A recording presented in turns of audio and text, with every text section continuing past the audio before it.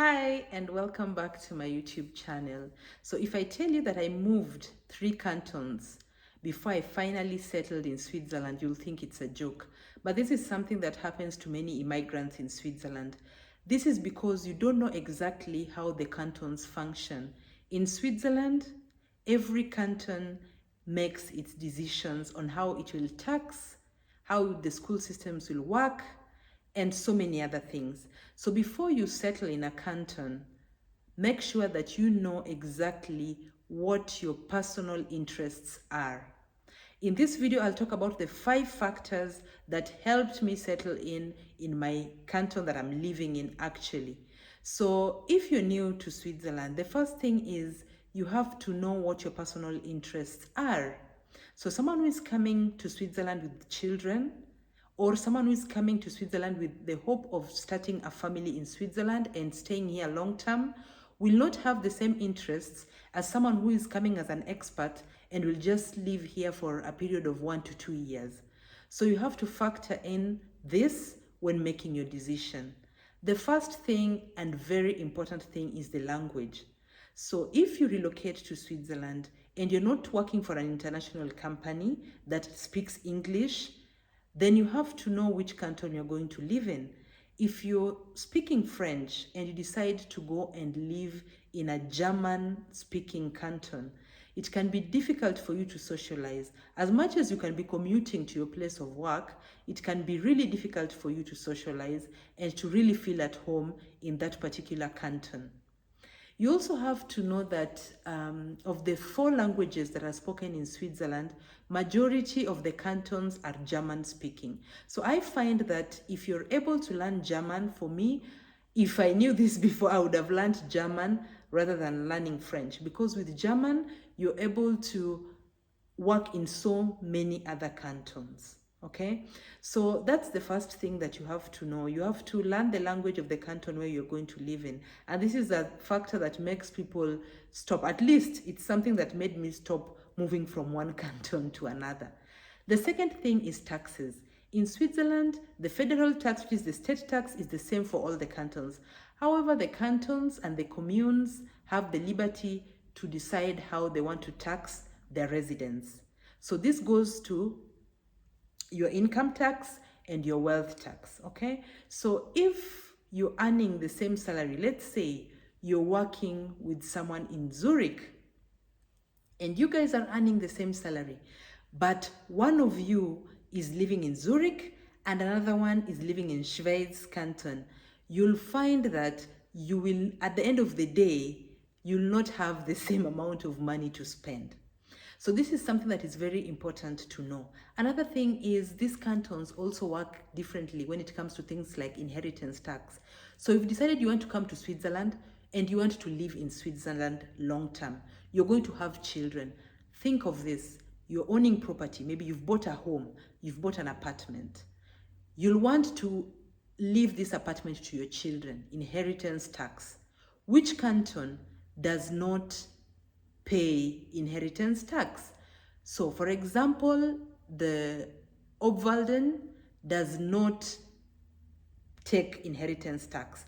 That is whether it's your cousin, it's your great-grandmother, it's your friend, there is no inheritance tax. Then you'll find a canton like Fribourg, where you pay tax on inheritance, but tax is not paid on inheritance from your parents and inheritance given to your children, okay?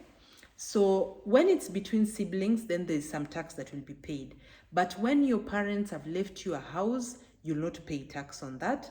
And when also your property is going to your parents, they will not pay tax on that. But when it comes to cousins and siblings, then there is a percentage of tax that will be paid. So if you're thinking of settling in Switzerland for long term, these are important things to know. Cantons like Vaud, you will pay tax, inheritance tax on such things.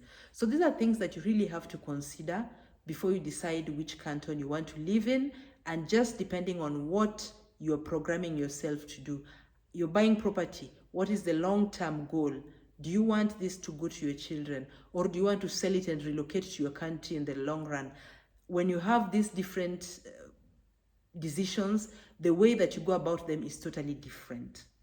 And then another thing that you have to put in mind is the job.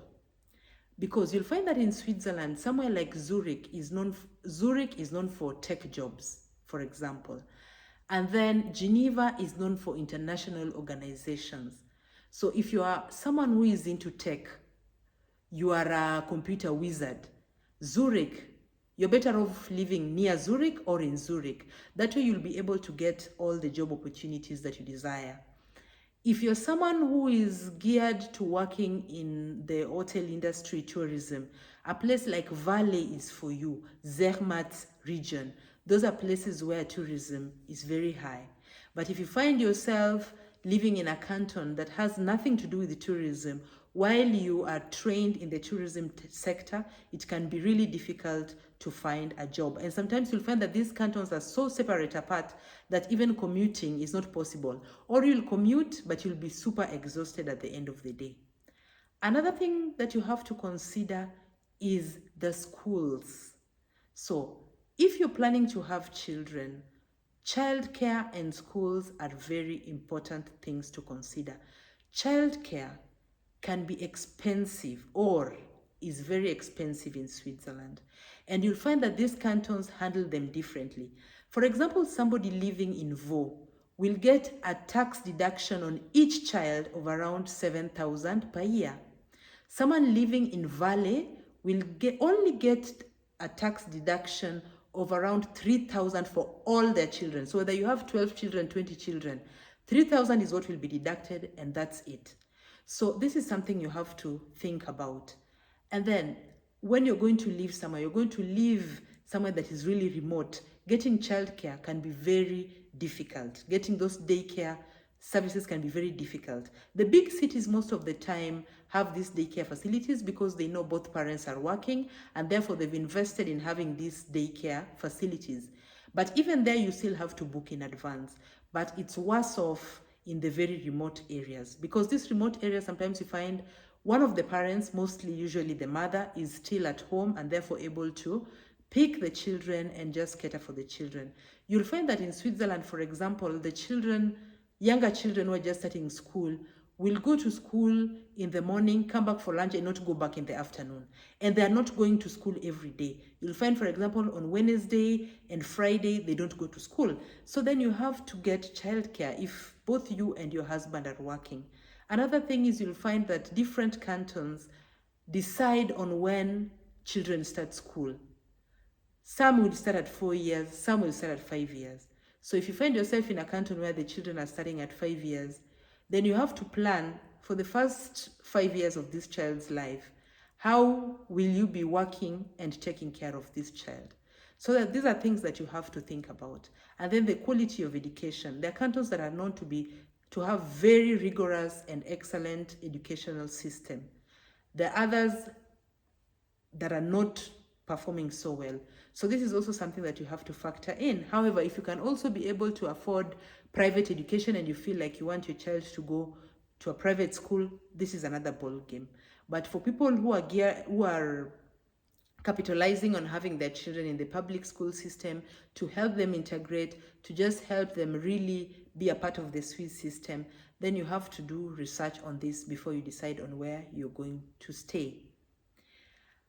Another thing that is very important to know is that the public transport in Switzerland is very good. Therefore, sometimes someone can live in Zurich, which is a very expensive city, but then can work in Zurich, which is a very expensive city, but then live in a neighboring canton that is more affordable. So cost of living is another thing that you have to factor in. If you live and work in Zurich, if you live and work in Geneva, it's not the same as someone who works in Geneva and commutes to go and live in another canton. Now, these are some of the things that you have to think about before you choose the canton you want to live in.